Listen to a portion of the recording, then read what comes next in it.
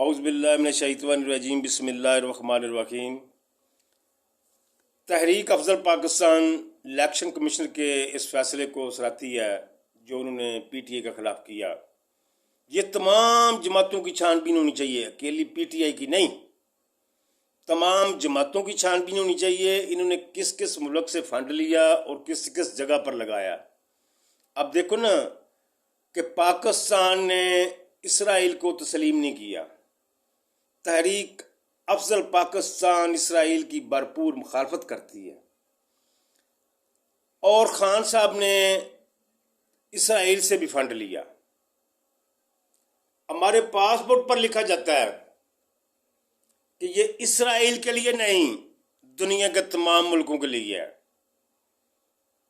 फिर हमारे सियासतदानों को इस बात को बड़ी संजीदगी से सोचना चाहिए कि इसराइल इस्लाम का बहुत बड़ा दुश्मन है। इसराइल में बैठकर इस्लाम के खिलाफ तमाम साजिशें होती हैं, तमाम प्रोपेगेंडा इस्लाम के इसराइल में बैठकर होते हैं।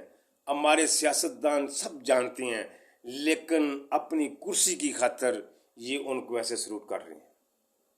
मैं ऐसे सियासतदान पर लानत भेजता हूँ जो इसराइल की हमायत करता है या इसराइल के साथ कारोबार करता है या इसराइल के साथ सलाम दुआ रखता है या इसराइल से फंड लेता है। इंशाल्लाह एक दौर आएगा, अल्लाह पाक ने इस मुल्क को कुछ शख्स देना ऐसा कि जो इस मुल्क में एक बहुत बड़ा इनकलाब लेकर आए। ये इनकलाब लाने के लिए 150 गर्दनें काटनी पड़ेंगी, जगीरदारा निज़ाम ख़त्म करना पड़ेगा।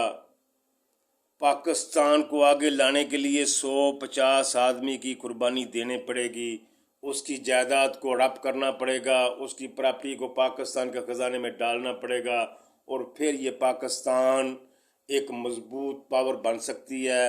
वरना मेरे ब्रदर, जहाँ तक मेरी मालूमात है, मेरी मालूमात के मुतालिक अगर यही सियासतदान रहे तो पाकिस्तान की हालत बदतर से बदतर होती आपको नज़र आएगी। अगर पाकिस्तानी कौम ने सियासी ढांचा तब्दील ना किया, कोई मीर जमात, सवाल ही पैदा नहीं होता, पीपल्स पार्टी, नून लीग, तहरीक इंसाफ, सवाल ही पैदा नहीं होता कि मुल्क के मफाद में कोई काम करे। ये अपने पेट के मफाद में, अपने आकाओं को खुश करने के मफाद में और अपने मीर बहन भाइयों को नवाजने के मफाद में ये तरीके काम करती हैं, ये पार्टियां काम करती हैं। ये गरीब का नारा ही है। तहरीक अफजल पाकिस्तान ने गरीब के लिए बहुत कुछ रखा हुआ है। अगर तहरीक अफजल पाकिस्तान बरसरे किरदार आती है ना, तो किसी गरीब को अपनी बेटी की शादी करने के लिए टेंशन नहीं लेनी होगी, किसी गरीब आदमी को अपने मकान के लिए टेंशन नहीं लेनी होगी, किसी गरीब आदमी को अपने बच्चे की शादी के लिए टेंशन नहीं लेनी होगी, किसी गरीब आदमी को अपने बच्चे की तालीम के लिए टेंशन नहीं लेनी होगी, किसी गरीब आदमी को अपने बच्चे अपने की इलाज मुआवजे की टेंशन नहीं लेनी होगी। ये जो सरकारी हॉस्पिटल है ना, सरकारी हॉस्पिटल जिसमें अरबों रुपए का फंड गवर्नमेंट निकालती है, ये फंड हॉस्पिटल में नहीं पहुंचता। अगर हॉस्पिटल में दवाइयां पहुंचती हैं,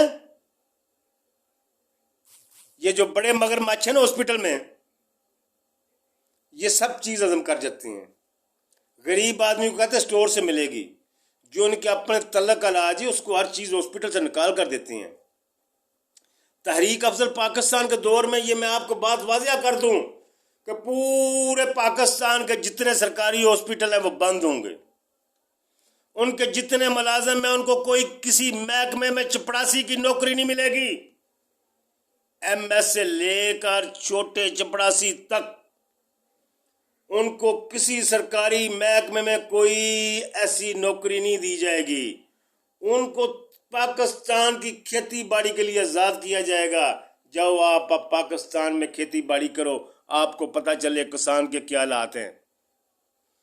इसका मतलब ये नहीं कि आपने कुछ 4 जमातें पढ़ ली हैं, 2 कोर्स कर ली हैं, आप MS लग गए हैं, आप जनाब मेरी डिप्टी MS लग गए हैं, या आप जनाब मेरी मेडिकल के डिप्टी लग गए हैं।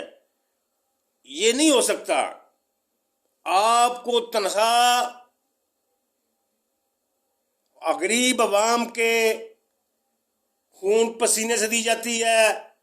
आप सिर्फ میر عوام کی خوشامد کرتے ہیں، کیونکہ غریبوں کو آپ دروازے سے اندر ان ہونے سے پہلے ہی کہتے ہیں کہ آپ کل آنا، آپ یہ دوائی کھا لیں، 3 مہینے دوائی کھا لیں، لکھ کر دوائیاں دے دیتی ہیں۔ یہ ہرگز نہیں ہوگا۔ اگر تحریک افضل پاکستان کے دور میں سرکاری ہاسپٹل چلے تو ایم ایف صاحبان اپنے کمرے میں اے سی لگا کر نہیں بیٹھیں گے، وہ ہاسپٹل کے باہر کرسی لگا کر بیٹھیں گے، تمام آنے والے غریب آدمی کو ویلکم کریں گے، تمام آنے والے غریب مریضوں کو اپنی نگرانی میں ان کا علاج کروائیں گے۔ یہ نہیں کہ چودھری وجاہت کا فون آیا تھا یہ آدمی آگے جانے دو، یہ تحریک افضل پاکستان کا فون آیا تھا آدمی آگے جانے دو، یہ ہر قیمت پر نہیں ہوگا۔